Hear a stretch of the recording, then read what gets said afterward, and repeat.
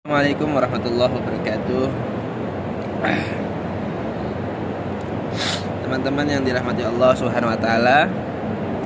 Pada hari ini hari Selasa jam 8:05 waktu Mekah.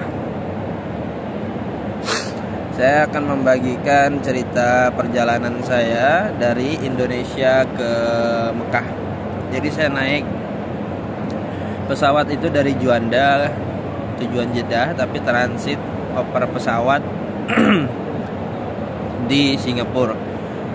Kurang lebih perjalanan itu karena saya transit ganti pesawat ya, itu berangkat jam 8 pagi dari Juanda sampai Singapura jam 9 Singapura. Terus sampai Singapura ya jam 9 Singapura, terus langsung jalan check out, ambil bagasi, shop imigrasi Singapura, check-in lagi jam 12. Jam 12 lewat. Terus saya di ruang tunggu, masuk pesawat berangkat jam 4. Terus saya berangkat dari Singapura itu jam 4 sore sampai di Jeddah, Bandara Jeddah itu jam setengah 8 lewat lah waktu Arab Saudi. Setelah itu karena alhamdulillah masih agak sepi ya jamaah umroh yang datang itu. Jadi di bandara itu untuk imigrasi sangat cepat sekali. Maksudnya tanpa antri yang seperti biasanya pada umumnya umroh sebelum hajian ataupun setelah hajian. Apalagi pas Ramadan ngantri banget pasti itu. Jadi setelah job imigrasi nunggu bagasi emang agak lama. Setelah bagasi keluar, kemudian saya cari kartu SIM card di bandara, narik uang juga. Nah, ini tipsnya buat teman-teman ya. Jadi saran saya kalau teman-teman mau berangkat umroh, jangan tuker uang di money changer ataupun jangan tuker uang real di Indonesia. Tapi saya sarankan untuk tarik tunai di ATM. Di bandara banyak ATM. Yang penting ATM-nya Mastercard ataupun Visa. Jadi bisa tarik. Nah, sebelum menarik, teman-teman bisa cek currency, harga kurs dunia pada waktu saat teman-teman mau narik. Jadi cek dulu berapa, kemudian baru ditarik, mau narik berapa gitu, sesuai kebutuhan teman-teman. Tapi saran saya kalau emang ini udah ditotal dulu semuanya ya. Setelah narik, berhubung saya naik kereta cepat itu kemarin saya ambil jam setengah 12 malam. Ya, setengah 12 malam. Karena saya khawatir waktu itu ngasih space untuk antri di imigrasi, saya khawatir lama gitu di imigrasinya. Akhirnya saya ambil jam setengah 12 malam, kereta terakhir. Ya alhasil saya nunggu berjam-jam. Cuma nggak apa-apa, lebih baik kita menunggu daripada kita ketinggalan kereta. Kan lumayan tuh, 150.000 tiket kereta dari Jeddah ke stasiun Haramain. Setelah itu naik kereta, singkatnya saya sampai di Jeddah. Saya sampai di Haramain. Di stasiun Haramain itu jam 1, jam setengah 2 lah kalau nggak salah. Sampai di stasiun Haramain. Kebetulan bis 7A ataupun bis stasiun itu, yang bis gratis itu masih beropsional ya. Saya naik bis itu, jalan sampai ke Haram, sampai ke Masjidil Haram. Ketika sampai di Masjidil Haram,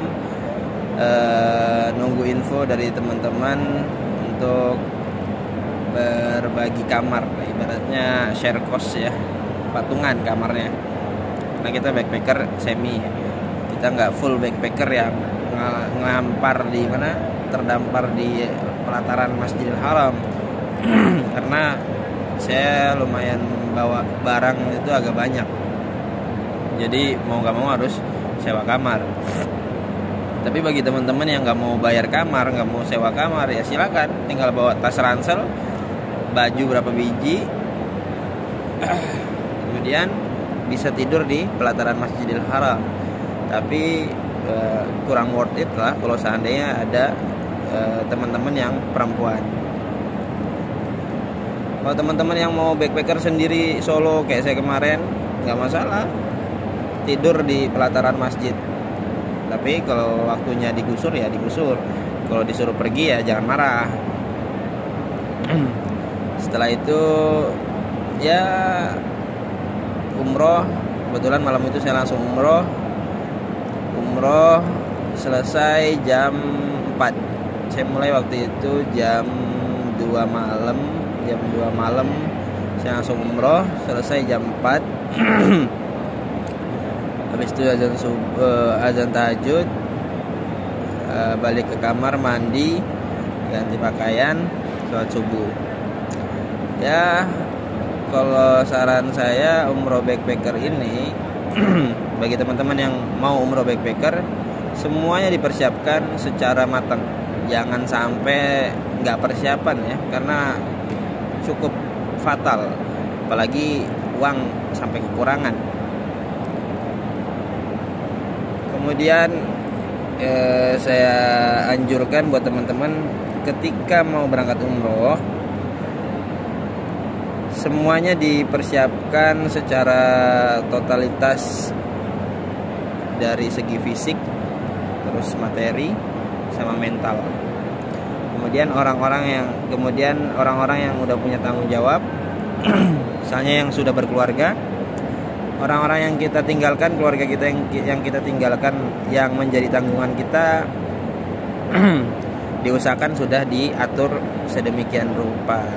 Pokoknya jangan sampai ada yang kekurangan. Jangan sampai ketika kita udah nyampe Masjidil Haram, kita mau melaksanakan ibadah umroh, ditelepon dari rumah, ada masalah ini itu, kekurangan ini itu kan termasuk cukup mengganggu ya. Setelah itu fisik. Kenapa saya suruh fisik dipersiapkan secara matang? Karena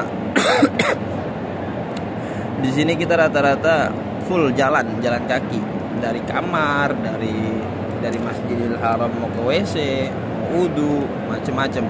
Pokoknya serba jalan. Jadi kalau seandainya kita nggak persiapkan fisik kita, khawatirnya drop. Nah, ketika drop kita bingung karena kita backpackeran, kita sendiri, kita nggak diurus travel, dan kita kalau nggak ada kenalan lebih ngenes lagi gitu kan. Kecuali kalau kita ada kenalan yang mukimin di sini atau teman-teman kita yang udah lama di sini, kita bisa telepon minta tolong sama mereka. Cuma kan sama aja itu merepotkan orang. Makanya saya sarankan banget fisik dipersiapkan secara matang. Setelah itu ya berjalan sesuai dengan planning teman-teman masing-masing. Makanya kan di video saya sebelumnya saya sudah sarankan untuk membuat planning ya. Oke, kurang lebih seperti itu aja. Kalau ada pertanyaan-pertanyaan bisa DM Instagram saya ataupun kalau tulis di kolom komentar. Kurang lebihnya saya minta maaf. Wabillahi taufiq wal hidayah. Assalamualaikum warahmatullahi wabarakatuh.